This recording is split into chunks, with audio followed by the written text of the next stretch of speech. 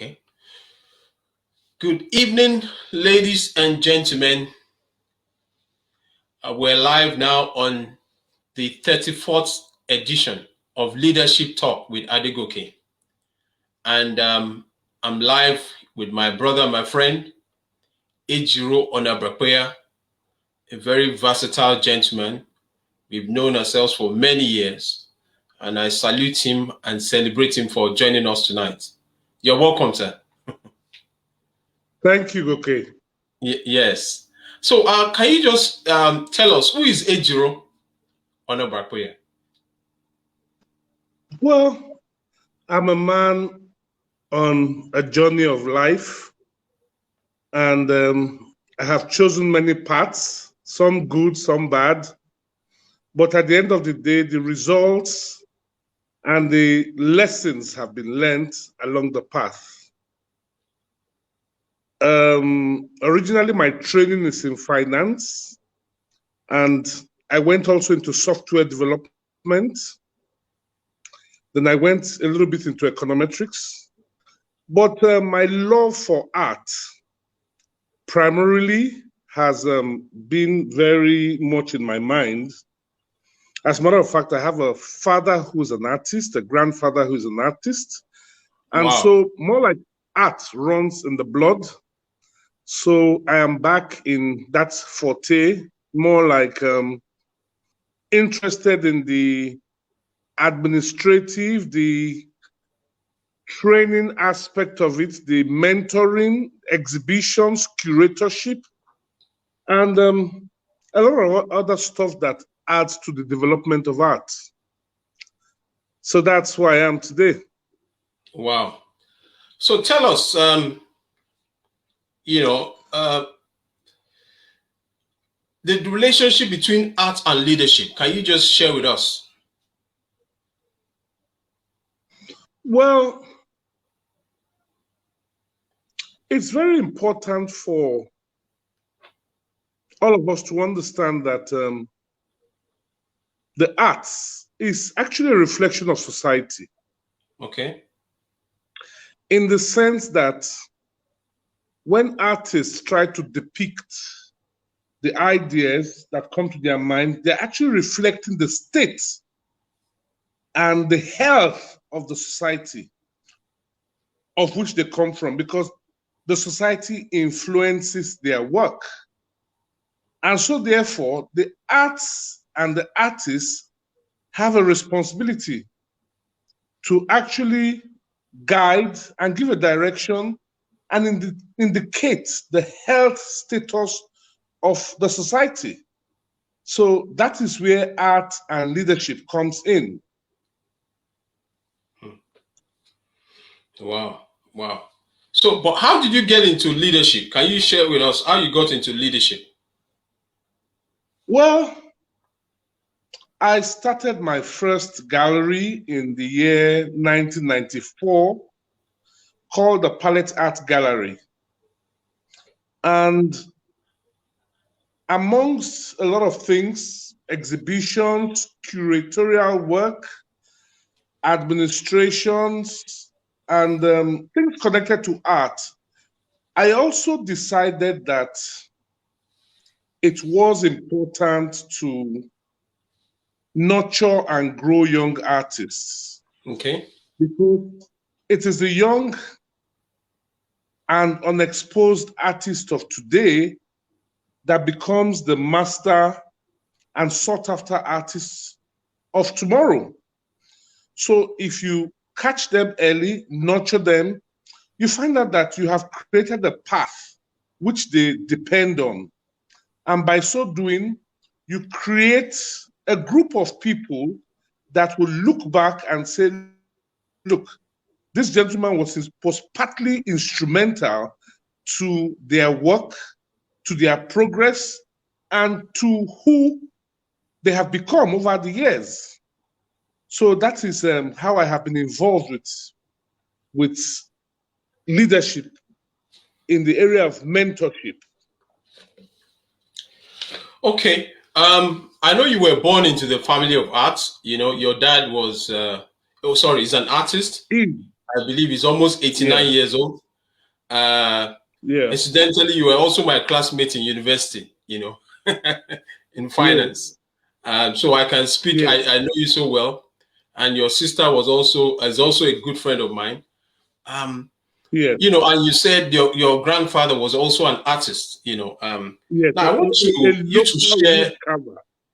My a grandfather cover. was Yeah. I went local into wood cover, yeah. I know your dad used to be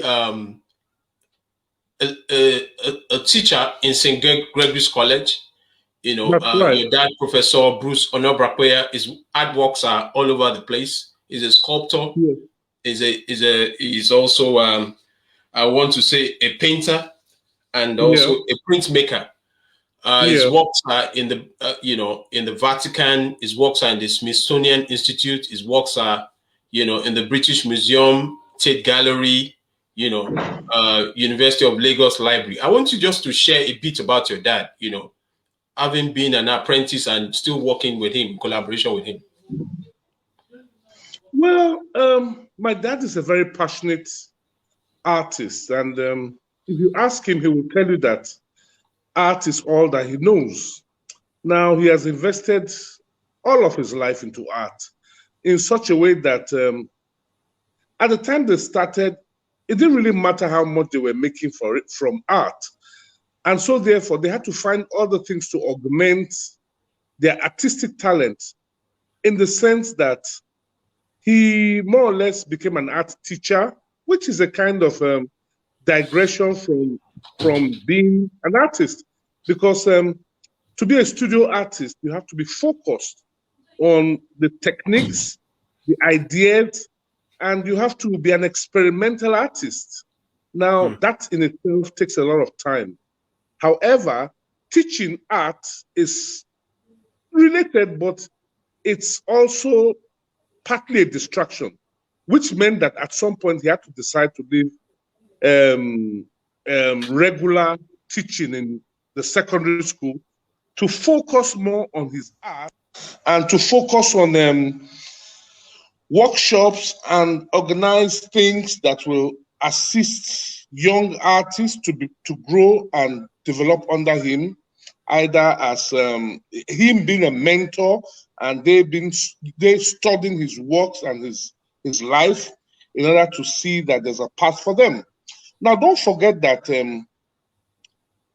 then, and maybe a little bit up till now, the artist was more like put aside. That if you told your dad that you wanted to study art, they'll probably ask you why. I mean, artists are hungry people, and they would prefer that you go to study medicine or engineering or law, in order to reflect a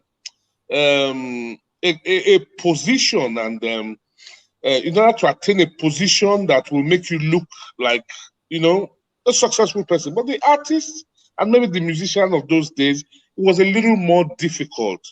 But my father was very focused on the fact that he wanted to use his art to depict and tell a story about his culture. Wow. Of which, wherever it is seen all over the world, they're able to understand, and understand the narrative that is told from the perspective of the artist. So his art is actually a narrative to talk about the life, the culture, the religion of the traditional people as it was in the past. So now his works have attracted attention from a lot of collectors all over the world. And up till today, I mean, it is selling for mega prizes in some of the international auctions and local auctions. And people are talking about it. There are discussions about how important his art is.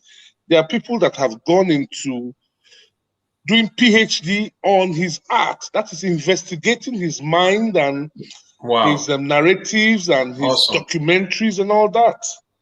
So that is the 89-year-old man, almost 90-year-old man you see today. And you have been privileged to learn. You've been privileged to learn from him. He's a very humble man. I've been to your house on several occasions, and I see him just, you know. Sorry, it seems like I can't hear what you're saying. Can you hear me now? I think there's a problem with the audio. Okay, can you hear me? I can, but it's very faint, very faint. All right. Okay, I'll just try and. Can you come back into the studio?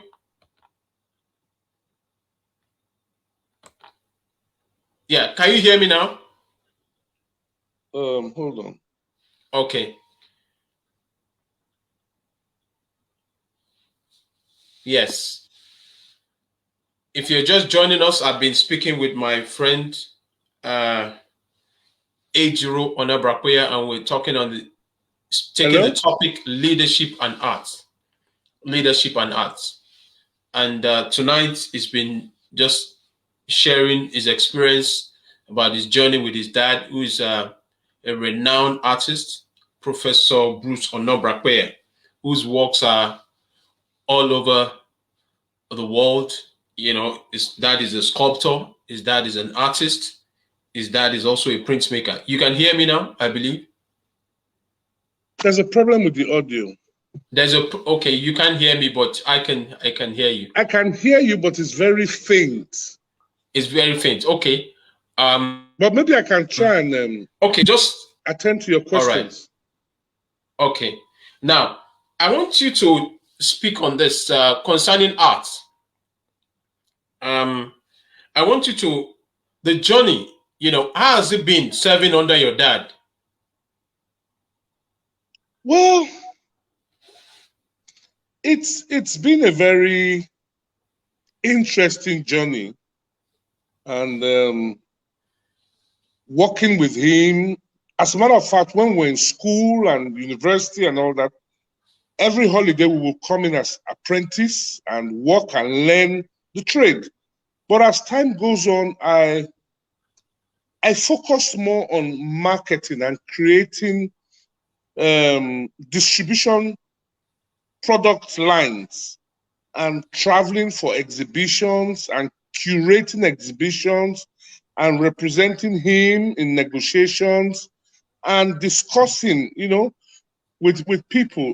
The whole idea is selling a brand, and the brand is already good, but you also have to push it. Now the experience is topsy-turvy. I have learned a lot because there are no laid down templates for working in those directions. You know, these are new things that they don't lay down templates. So you always have to be creative. You always have to be intuitive. You always have to be very hopeful. So, you know, it has made me grow very, very well. It has developed me and it has made me strong. Okay, excellent. That's awesome. Now I want to speak to this. I mean, you are also you sell art. I mean, what's your strategy even in selling art? You know, because some people see art as just now. In case an example, there was a gentleman who put on the social media recently about those who draw. You know, just have your photo and draw. You know, and I shared that with you. Can you speak to that? It says that it's not authentic, that it should be discouraged. What is authentic and what is not authentic?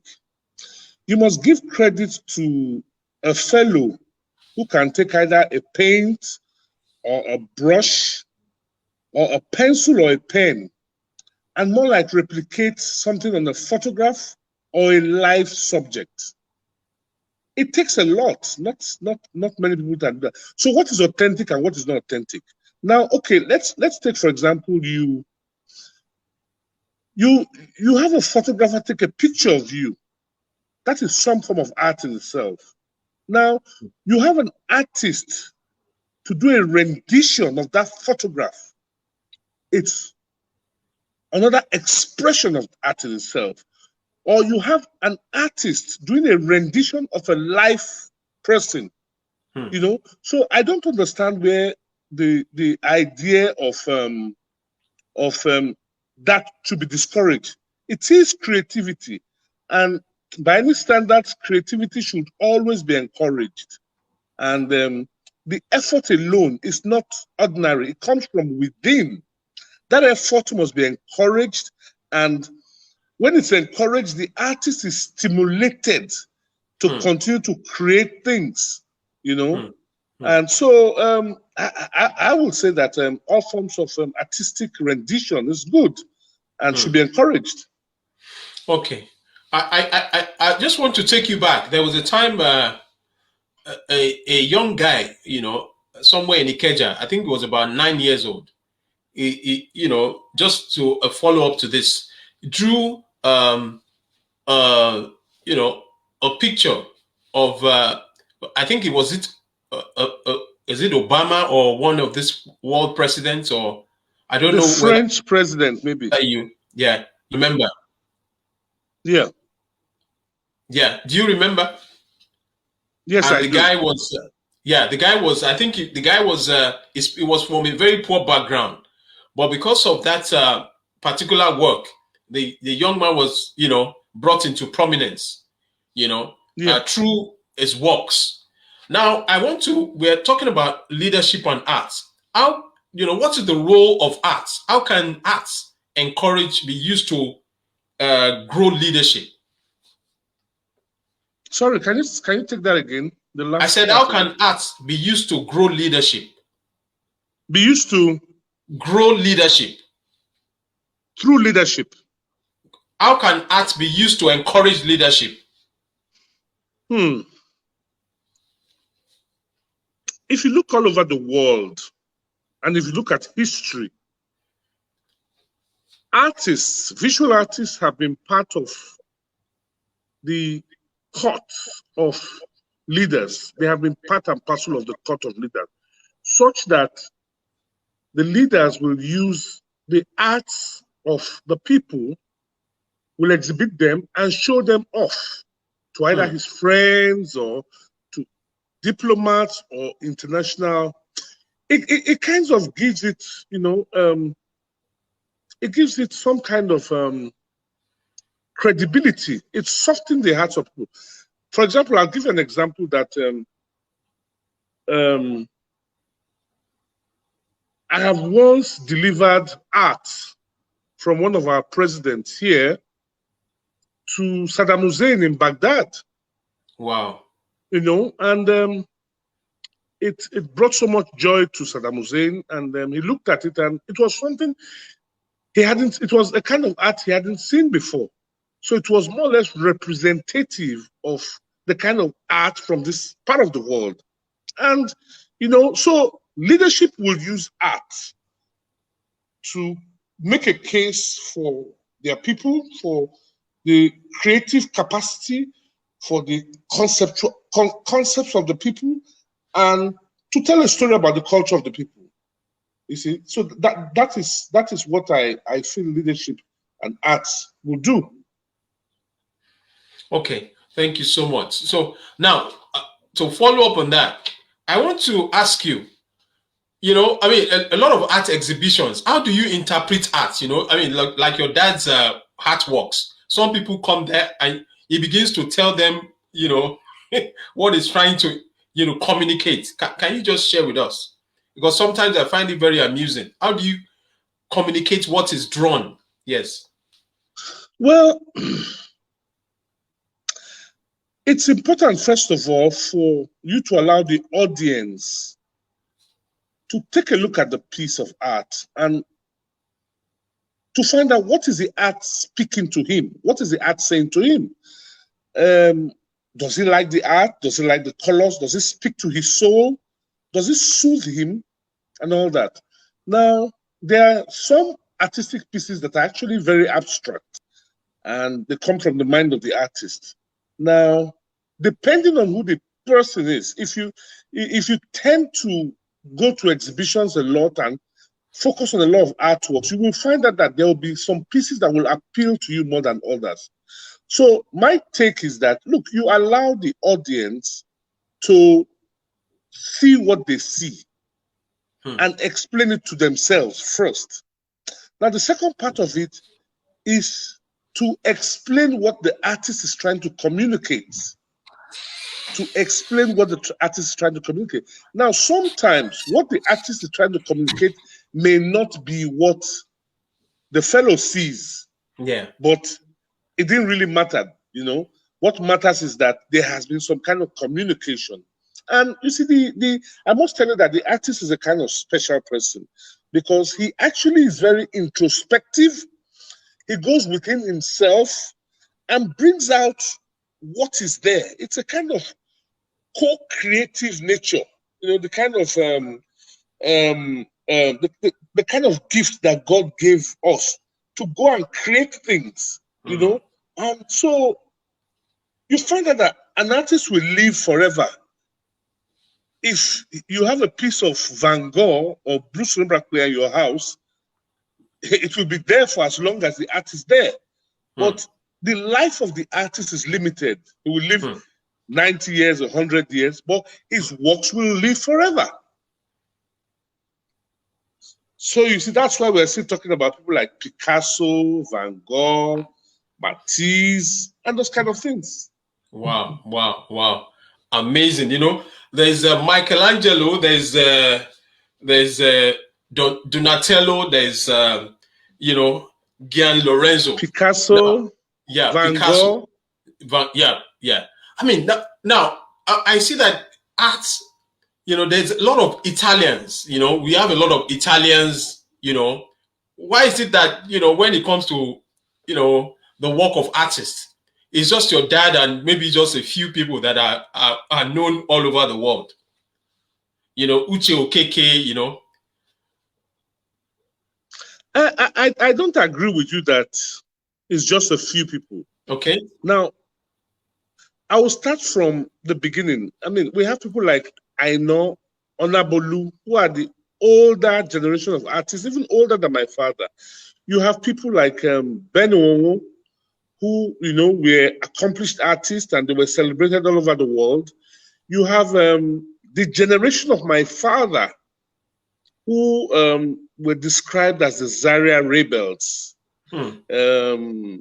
I'm talking of Uche Okeke, Ben Onwo, Uche Okeke, Yusuf Grillo, you know, a few of them. They were described as the Zaria rebels. And now, that generation now gave birth to a new generation of artists. There's a lot of art, people doing experimental art these days, and they're all over the world.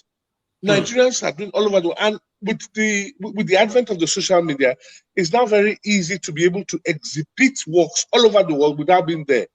I'll tell you what used to happen in the past. My father used to have to physically carry artworks on a plane and go to Germany or Israel or Japan or Norway and all that. But this time around, it's a little different. With the advent of social media, it's much easier to be able to just show your works all over the world, and responses come as soon as possible. You know, so it is much easier now. Yeah. Wow. Now, how can art be, you know, in terms of growing, you know, encouraging the youth to go into leadership? How can art be used to encourage the youth? Because we have a lot of, you know, joblessness and idleness, and, you know. It's very interesting you ask that question, because there's a lot of creative energy amongst youths. And if it is not channeled properly, they're probably going to use it in a funny manner. I remember, for example, when Governor Ambode was governor of Lagos State, he brought some of us together to do a kind of, you know, kind of mentoring of young artists and asking them to do some work and bring them, and then we exhibited them, we gave them awards, we gave them prizes, and also monetary rewards and all that. And a lot of the artists, a lot of the pieces were sold, a lot of them at a very huge exhibition which we arranged at the Eco Hotel. Now, there are a lot of children and young people that you find out that they are restless. Now, if you channel that restlessness into some kind of artistic endeavor, you find out that their creative abilities have been stimulated. Once it is stimulated and they are encouraged, you find out that they are growing from stage to stage and they develop the strength in creativity. After that, they realize that people like what they are doing and people encourage them to work. And so they're able to do a lot more. Wow, wow. I know there's, that's in fact, that's a huge area, to encourage creativity. So how can what role are you playing to encourage, mentorship? Are you, do you have a mentorship strategy to even bring in some youth? Because, I mean, I know, like you said, your dad has mentored quite a number of people all over the world, and what role, are you playing to ensure that people are encouraged to go into that area as well? Yeah, I always get requests for young people. They say, okay, during holidays, young people who are maybe in the primary school or secondary school, that they think that they may have some artistic talent, that I should design something for them to occupy their time. So what I do is that I put a few young artists together and send them to various places to do kind of mini workshops. Now, we also have situations where we invite young people, we take them to exhibitions, we take them to artists, and after that, we encourage them to try and be creative. And it's very important that a lot of these young people, something comes out of them, because I think creativity is a natural thing. Now, I'll tell you that we have a museum space and a workshop space in Delta State. We call it the Harmattan Workshop and the Bruce Ombrakwe Gallery. Now, the Harmattan Workshop has 2 sessions every year for about between 6 to 8 weeks every year, one in February and one in August. And in that process, what happens is that sometimes up to 100 artists, both young artists and older artists, come together, live together in the same place, interact, and work together for a period of about 6 to 8 weeks, sometimes a little more. Amazing. Yes, sometimes a little more. Wow. In that case, they are able to sit down and get inspired by each other. They cooperate and collaborate, and they also get into a situation whereby they sit down and discuss. People come to talk to them, either financial experts or either organizational experts, and see how they can better their lives. The truth is that the artists may not be as organized as some of the other people, because, I mean, their minds are very creative, and sometimes it's said that artists are crazy people. But no, it's not true. They're just gifted, and they pursue their gift extensively. Wow. I want to now talk about, pricing, when you look at, Leonardo Vinci and Michelangelo, their artworks. Is it because those artworks are old? Why are they so expensive? Well, when you talk about expensive, we're talking about value. Okay. Value. When you talk about value, you're also talking about rarity. How rare is a piece of art? When you talk about rarity, you're also talking about what is the demand for that piece of art? How many people want that piece of art? Are people, do they want it badly enough to be able to go to an auction and bid? It is the bidding in auctions and exhibitions that makes those things expensive. Wow. For example, a Michelangelo that is maybe, let's give an example, 75 years old and has a history to it, there'll be a few people, more than one person, that would like to own it. So the whole idea is to take it to an auction. And when it gets to the auction kind of determines an acceptable price for the market. There are a few auctions all over the world. There are even a few auctions in Nigeria. And the auction tends to stabilize the prices. And if we say a Benuomo, you know, you can tell that, okay, a Benuomo of 1965 will be priced between X and Y million naira, depending on what period, what the theme is, what the idea of the piece, what material the piece is made, and all that. So it is the value that people attach to art that makes it expensive. It's not just expensive on its own. When people attach value to anything, it becomes expensive. So that's the situation about value. That is why those works are expensive. Now, when you talk about, I mean, like your dad, I mean, his works are, you know, in the British Museum, Tate Gallery, you know, he's got in the Vatican, he's even gotten a, you know, an award by the Pope, you know. How, you know, for those who are coming up right now, how can they get into that space where their works will be recognized just like your dad, you know, Professor Bruce Onobrakwe? What does it take to get, you know, into that league? You see, as an artist, it's very important that you spend time working. You spend time conceptualizing. You have to be doing something different. You can't just be doing things that all other artists are doing and hope to get serious accolade. There has to be something different about you. Now, so the first is that you have to be hardworking. You have to be experimental. You have to be consistent in your growth. Now, secondly, you have to be involved in either group art exhibitions or solo art exhibitions.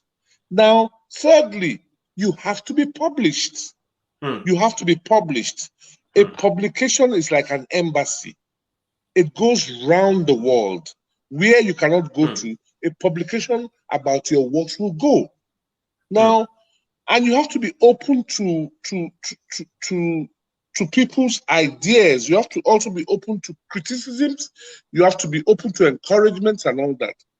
Now, having done this part,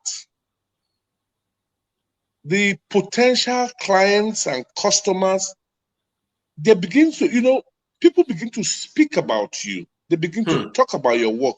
Your work becomes, it becomes something that people are interested in. They're asking questions. Who is this artist? Why is he doing this and why is he doing that? So at the end of the day, you become some kind of important perspective. It takes time. I mean, yes, there may be a few artists that will spring up one day and become great the next day, but very few. For example, you talked about that young artist. Now, young at that age, it's important that you do not overexpose that young man. It can actually destroy his actually destroy his career if he decides to be an artist. Now, what is important is that, okay, we recognize that there's talent here. The next thing to do is to go through the stages of education in the arts, such that you learn how to use different medium or media. You learn how to present your works. You learn how to frame your works. You learn how to write about your works. If you don't write about your works, you have to interpret your works, or you have to get art historians to write about your work. You know, in this way, you are communicating your thoughts and your ideas. And from time to time, you find out that people now see it as something that they want to be part of. You know, and in time, you know, you become it's not all artists that are going to be superstars, but there's a space for everybody. And you never know who is looking. You never know. It could be the president of a country that is looking. It could be the head of a museum. It could be the head of an institution that says, look, I just like this piece of art and I want us to acquire it for our as our permanent collection. Don't also forget that art has a tremendous secondary value. Wow. A tremendous secondary value. That is to say that, okay, you buy a piece of art for 1,000 naira. As time goes on, depending on how the profile of the artist is increasing, it will appreciate. Wow. It will appreciate. I mean, wow. There's no doubt about that. It will appreciate. So that means I have some artworks in my house. When it appreciates, it's a good store of value. I bought some about 20 years ago, so I can bring it to the auction and even come and test them. Please bring them. We will do something with really, them. I'm already but a millionaire. I would advise you to keep them. Let your children inherit them. It's of more value. I want to know my value. I want to know my my net worth. That's interesting. Yeah. You know, so what you're saying is that it's, you know, in getting the price, you know, it's based on the value. The value. Yeah, yeah. Now, I want you to, your experience, I mean, having traveled all over the world, where have you received, you know, the greatest commendation for your dad's work? That's interesting. The Europeans are very, the Europeans actually, the Germans, the French, the Italians, they have been very good. We've had a lot of patronage from them. Okay. And over the years, everybody is also a participant of the industry. It doesn't matter now. Like we said, social media has opened up everything. So when I post a piece of art, either on Facebook or on Instagram or on LinkedIn, you are getting a response from China or from Indonesia or from Japan or from Cuba. Some, you know, you're getting a response. Sometimes they just want to know what is the idea behind this piece of art.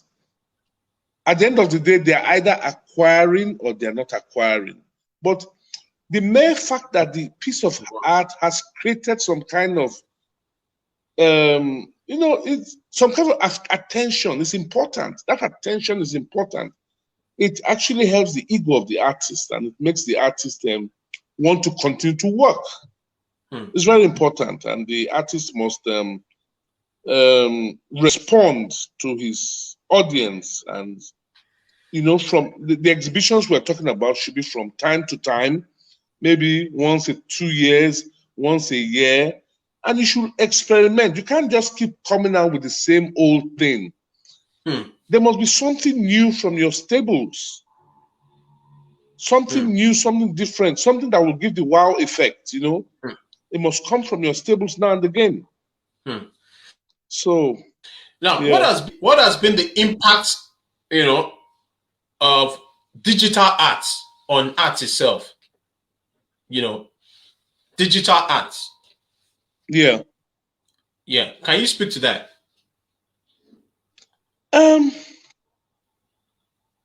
No, sorry. Can you say that again, please? Digital arts, digital. Yeah. You know. I know that art is a. Go on. Yeah, go ahead. Yeah. Well, digital art is a form of graphic art where they use software and all sorts of development tools to create art. It's also art, and it's also encouraged that people use also. It's a new medium, and it's coming up very strong. Okay. Yeah. Okay. Yeah. Now I want you to. Now if you are just joining us, I've been sharing the platform with Ejiro Onobrakweya. I've been looking at the topic, you know, leadership and arts, and he shared a lot of nuggets with us tonight. And we want to appreciate those who have been watching us and listening to us. It's such a privilege sharing the platform and we've been speaking, from various dimensions, how to use arts to also encourage the youth to grow in the area of leadership. Now, your dad has a foundation. I can see. I think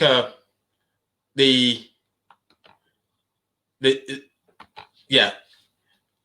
Then I think his network is a bit. Yeah, you're back now. Yeah.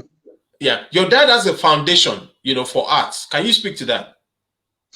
Okay. The Bruce Wembley Foundation was established about 35 years ago. Okay. It's actually an attempt to preserve, document, train, and to the sustenance of art. Okay.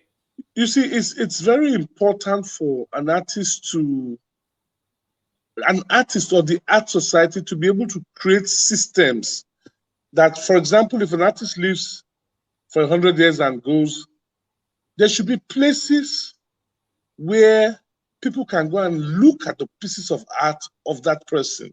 Okay. Now, that foundation basically encourages documentation, training, and workshops for younger artists. And we have a permanent collection of over 2,000 pieces of art, wow, which will never really be sold. Wow. It will never really be sold. It will be from time to time to be changed and rotated, and we can also have exhibitions. We can loan some of the art pieces for exhibitions abroad, and we can have visiting professors who come to try and understand the life and the times of that artist then. So more or less the foundation is an entity that is going to take the legacy of the artist to another level. Wow. Yes. Wow. So as we begin to get to the end of this session, it's been powerful, amazing. For those who are just joining us, you can watch the replay. I've been speaking with Ejiro Onabrakwea. He's an artist. I also believe you're also an artist. Yeah. Yeah. And it's, is a professional, is sought after, your opinions are sought after all over the world. Now, I know that when it comes to auctions, like sometimes in Sotheby's, they get your dad's opinion and also your opinion on the value of a particular artwork. Can you speak to that? Your opinion, yeah. Well, like I said earlier on, there should be a formula to determine value. Yeah. To determine value. Okay, let's start from a young artist that has just graduated from a university or from an art school, and his works are on exhibition. Now, that artist cannot attract he cannot just decide to put super prices on his artworks yet. He has to encourage his clients he has to build a body of clients, build a body of followers, encourage them to collect his works, and continue to work over time and get his works documented and shown in various places and centers all over the world. Now, it is from this kind of thing, this kind of activities, that people begin to create narratives about an artist and his artworks. Now, the more people talk about an artist, the more they want to acquire his works, the more the work intrigues them. After then, an artist who is just a fresh graduate, maybe after working like another 10 years or 7 years, the value of his works, depending on the kind of energy he has put into his works, will definitely increase, because there'll be more people now sorting out for his works. And that is how the value increases gradually. Now, even the people that collect his artworks originally, his first collectors, now can even put those art pieces for sale at a premium. You know, the value would have been added on those pieces over time. So you see, I have a formula for valuation of art pieces. I look at the artist, I look at his academic work, I look at the people that have been writing about him, I look at the uniqueness of his works, how different is it from other people, and all this will give them the number of exhibitions he has had, how long he has been in arts, how long he has graduated from art school, the type of people that have collected his works in the past. Wow. You do a range, there's a range, and sometimes it may fall below, sometimes it may fall above. But that range, you kind of determine that, okay, let us start at this price. Now, depending on how that exhibition or auction goes, you may need to adjust so that you get some kind of value that people can depend on, you know, because really and truly, art also, apart from the aesthetic value, is a store of value.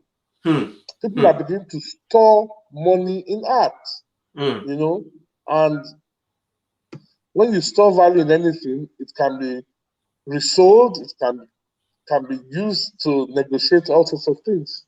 Wow, wow. Yeah. Thank you so much. Thank you so much. Now, I want to now talk about legacy, you know. We have a lot of people that have artworks that, command so much value.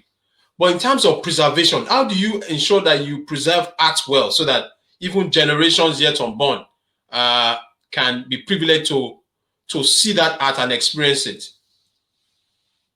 Well, first of all, we encourage governments and institutions to build museums. What is a museum really? A museum is a repository of artworks. And not all museums are not necessarily, the works are not necessarily sold, although there are some exhibitions where the works can be sold, and depending on either the board of governors of the museum and all that.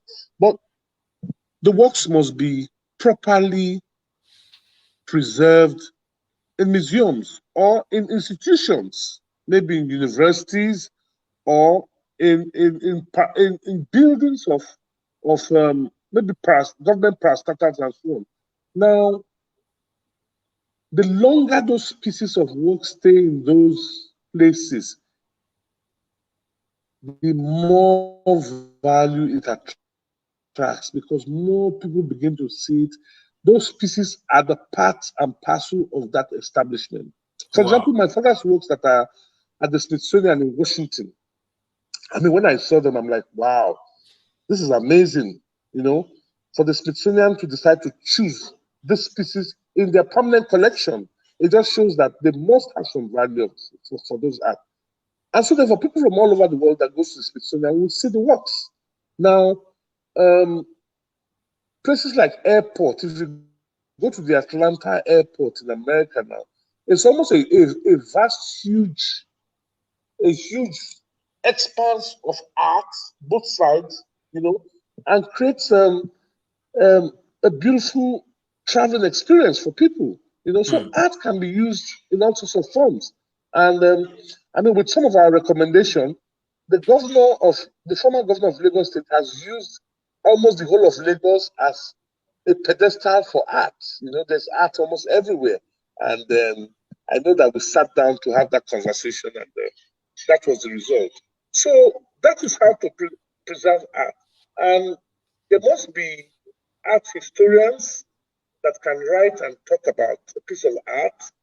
And we're talking about legacy now. Art historians that talk about a piece of art, then curators that are willing to research about an artist, the work, and his contemporaries, and have conversations about what the artist was thinking or was doing, if he's still alive, what he's doing, all that. So, you know, it's very important to be able to to take care of the legacy of the arts and the artists. Yeah, because Wow, thank you the art will live forever, but the artist will not live forever. Wow, wow, wow.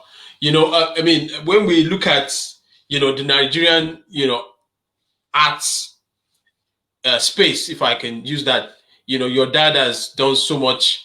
I mean, and his legacy is priceless. Even we're still talking about him now. You know, he's almost 90 years old, and he's still showing up all over the place. And he's still, you know, I was telling your sister that, you know, he's still working as hard as a 50-year-old man. You know, what's the motivation? Can you speak to that?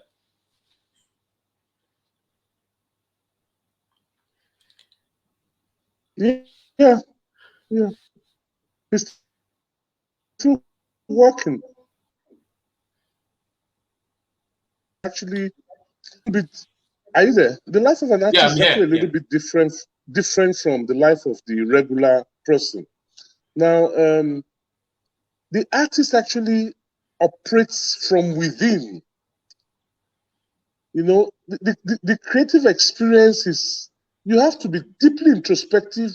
You have to think, you have to create ideas, you have to be open to new ideas. Now, the artist never really retires. In fact, the older he becomes, it's like wine. The older the wine, the better. His ideas begin to mature a little more after such a long time. So you find most artists that up to the time that they pass to the other world, they're still working. They're working. If 100 plus, they're working. And it creates a different type of result. It's not like maybe a doctor that has to resign or retire at a certain age. No, there's no retirement in the arts. You have to continue to work, because the older you get, the more stimulated you get. You may not be able to do as much as you used to do, but you keep creating and you keep putting down your ideas. You know, my father, for example, I mean, I'm sure as I speak to you now, he's in the studio. You know, he's always working. So that's the idea about an artist. You work till the end, and you get more inspired, you get more ideas, and you know, you can share in the things you want to show to people.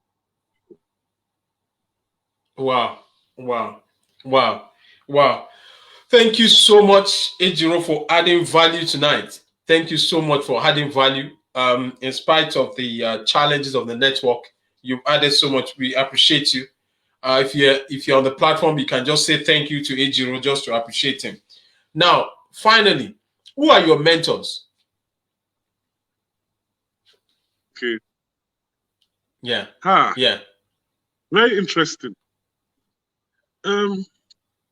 I worked in the bank for a little bit, and there's a lady called Mrs. Ifeoma Edigbe. She encouraged me very seriously in the banking industry. And when I went to the US to do software development, I have a friend and a brother called Professor Abiodun Akinkumi Mustafa, who encouraged me seriously. And of course, my father too is one of my mentors. I know. You know, but my father is old school. Old school. You know, so I mean, these people I call my mentors, I appreciate them very much. And they have added extensive value to my life, and kind of chatted me, encouraged me that, look, anything I want to be is possible. And so these are the people I consider to be my mentors. Wow, wow. Wow, Ejiro, we're so proud of you. We thank you for supporting your dad's vision. It takes a very committed and, you know, a loyal son, even to preserve the legacy of the man called Professor Bruce Onobrakwe, and his works are all over the world. And I know that he couldn't have done it on his own. You are his a strategist. You are his branding officer. you're very visible in the family. And I know that for you to be representing him all over the world and going even as far as Iraq during the time of Saddam Hussein to present him with, an artwork, there's no doubt that, you are someone that we should treasure and celebrate. So on this note, I want to appreciate you for joining us tonight. Thank you very much. On Leadership Talk with Adegoke. This is one of our, best sessions thus far. Art is not just for the average man on the street. It's for deep thinkers, and it can be used to carve and grow leadership. And there's no doubt, even from the things that you have shared. But I want to challenge you in the area of mentorship, because we have a lot of youths that are idle all over the place. And if we can have initiatives for there to be, competition among the youths, amongst those idle youths, we can have, in the future, we can have artists that will be, at the same level with even international artists. So I want you. You're right. Yeah, I want you to please, and if there's any way that you want us to have collaborations, please feel free to reach out to me. I can use my networks to bring people together because we want to do something, enough of just complaining, Yes, and depending on government. Yeah, and depending on government, government is almost getting, they're running out of ideas, so they need us to help them. So we can just show up, collaborate with universities, polytechnics, and just choose, those ones that are willing. It's a lot of work, but please don't forget that area, because if you are not able to pass it on, it's like a waste. So I just want you to 30 seconds, just share some things with us as we close. I will take that responsibility seriously. Please, I will. Please. So 30 seconds, what would you like to say on a final note? Well, I'll say it is important for government to also give the creative space some encouragement and collaborate with them and make it possible for people to encourage them to be artists, to live and work as artists, and get something out of society. Thank you so much. My friends, my John Maxwell colleagues, and one of my friends who just got his PhD in biology from the United States is on the platform. Dr. Toluwaleke Famuyiwa, congratulations, sir. And I also have my friend Odeyemi Olaiwole from Jos, also is here just to challenge you and also to thank you. He says that art helps to tell the stories of the past and the future. And he also says casting the vision is all, about the arts. It's about the act of painting vivid pictures to others. I also had one of your friends who is also my fellow John Maxwell team colleague, Abiola Shoremekun. She was also here. I'm sure she's also joined us to also celebrate you. Thank you very much. Yes, she's a fantastic lady, and she's also celebrating. You can see that you have fans from all over the world. Thanks to you. We just want to appreciate you and trust that. And everyone who has joined us tonight, and also one of my friends, Taiwo Shekoni, was also here. He said most people don't even value the work of art. He's also someone who is, an artist, but not by, not by vocation, but he loves the art so much. So thank you everyone for joining us tonight.